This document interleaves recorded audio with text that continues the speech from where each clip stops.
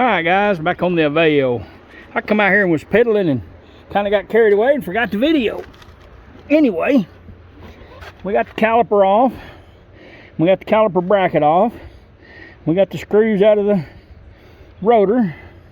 Got the rotor off. Got the nut off of the center axle. Got it loose. And I noticed wrestling everything. Yeah, something going on with that. So looks like we got other issues. Might have to put a strut on this puppy, or you know, if I do one I'll do both sides, but probably gonna have to put a couple struts on it. So that's gonna be a wheel bearing on this side, brakes on both sides, struts on both sides. It looks like, I mean, until I get it apart I don't know. I can't imagine something not being wore out up there, but anyway, it is what it is. We'll get her finished off of here. We'll come back and see what kind of mess we found. All right guys, quick tip. I'll show you how I do my brake calipers. Now I don't know if I can even see how to do this. Just put your screwdriver in the caliper and prise on the brake. That's all you got to do. Many people don't know that these calipers are not solid mounted. They float. So see, you press the piston back and it's loose. I have to check it a little more. I might need to press her a little more. But anyway, you see the concept. Just prise, stick your screwdriver in here, prise against the rotor and the caliper. Steady pressure. It's not a strength test. Don't try to break it. You'll break your screwdriver, especially if you're using a cheap one. Apply steady pressure. It takes a little while for the fluid to go out of here back in the master cylinder. That's what's happening. Give it a couple of tries. Make sure you got the piston as far as you can. Pull the caliper off. Throw your brake shoes on. Caliper should go right back on there. You don't have to try to hold the everything. The C-clamp and the old brake pad and all that mess. You don't have to hold that. Works on all the disc brakes.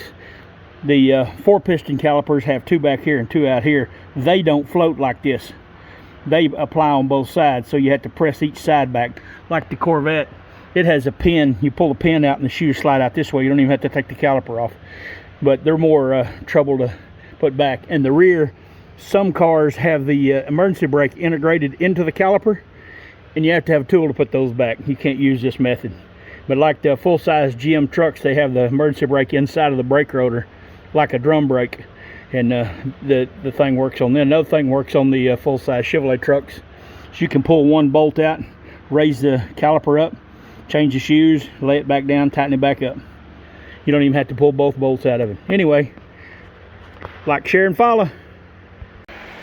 Alright guys, back on the Aveo. It's been a couple of days. Had some difficulties. Had to order some tools.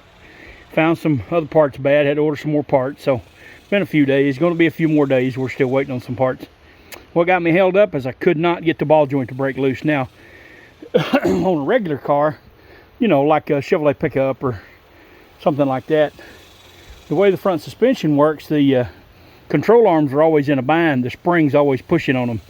So when you do a ball joint on one of them, all you have to do is turn the wheel, get in there with a hammer and hit the side of the spindle where the ball joint goes through, and the spring pressure will make it pop loose. Well, the way these cars are set up, they don't apply any pressure to the ball joint. All the pressure is stored in the strut. You could do it with it on the ground, but it's kind of hard to, you know, you kind of have to jack well, it still wouldn't put pressure on the lower control arm. So the other option you got is a pickle fork. I'll show you what a pickle fork here in a minute. You guys don't know. But the only trouble with the pickle fork is sometimes it damages your ball joint, which is what happened in my case. So I'm waiting on a ball joint. I actually just need a new rubber grommet, but can't buy the rubber. So I ordered a ball joint, and I'll just rob the rubber off of it, because these ball joints they're in good shape. So you put a pickle fork in there and hit it with a hammer, and it's just a wedge. It's a fork, but it's a wedge, and it wedges them apart. Well, I couldn't get an angle, couldn't get it to break loose. I got 2 or 3 different size pickle forks, and nothing would work. Spent quite a bit of time. So I ordered, this is a pickle fork. See, it's set up to hit that in, and it's wedged. You put it on each side, and as you drive it in there, well, it gets ramped up more and it breaks it apart. This is a little press setup.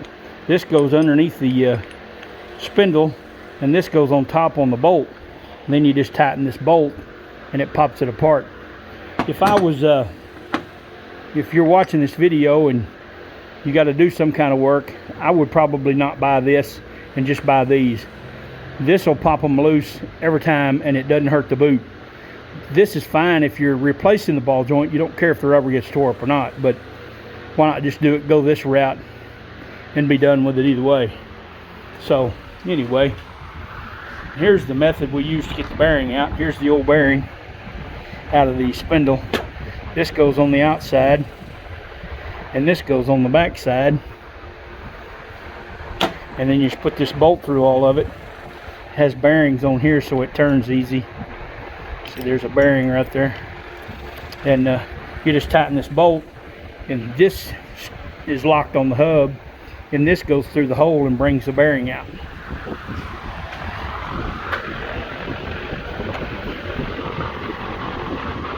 You get that on Amazon. It's got all different sizes, works on all kinds of stuff. It also installs the bearing. There's the spindle. See, the little one goes through this hole in the back, and the cone goes over this outside here, and it brings the bearing right out. So my bearing come apart, so I got to rig I got a bearing splitter up. I'll put on there and pull that off. So anyway, that's where we're at. Getting hot already, so I don't know how much longer I'm going to work. Like to get this bearing in, but I don't know if that's going to happen. Anyhow, we'll see you here directly. Alright guys, I think we got all of our parts gathered up. I'll show you where we're at here. Here's the got the wheel bearing installed. I don't know if you can see that groove in there, but this one race on the outside. It's actually two races on the inside. It's actually two bearings in one race, instead of a lot of people call it a uni-bearing, but it is actually two bearings. So we got the new bearing in, snap ring in, and the hub, we got this off of the hub. So we use this bearing spreader. It's I got it from Amazon. It's not sponsored. You just put those under there and then pop it right off. We got the ball joint. I had to order a ball joint just to get this rubber.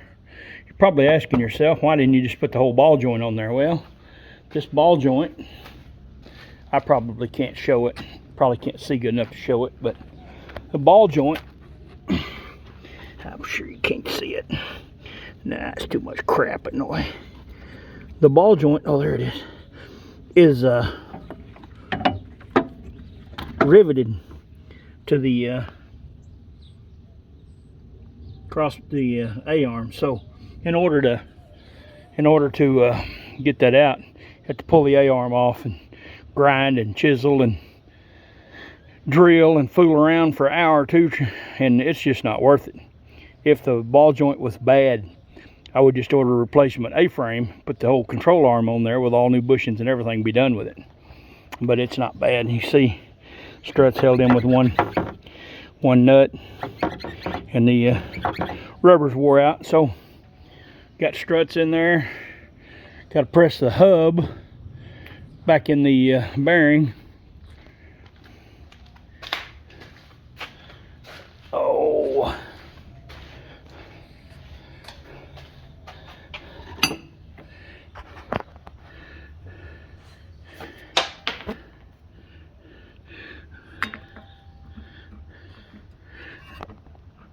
Of course, that's not gonna go.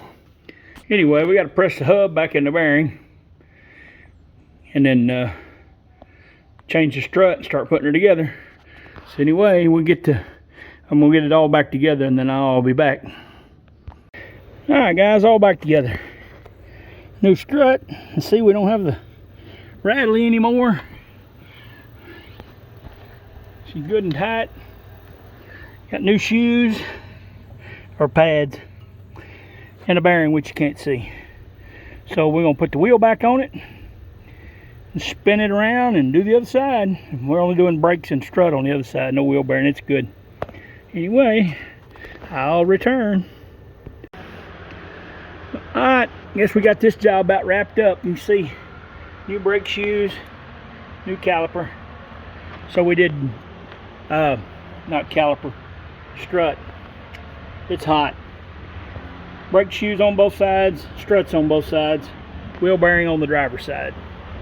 I didn't do this side because it looks clean. No, it's tight, it's smooth, no grease coming out of it. Driving the car, you couldn't hear any noise coming out of this side. So I don't, a lot of people say you should do them both, but how do you know this one hadn't already been done? I don't know this car's history. So my granny was not a mechanic, but she was a wise person, and she said, if it ain't broke, don't fix it. If that ain't broke, I ain't fixing it. I'm fixing stuff that is broke. Anyway, that's all we got.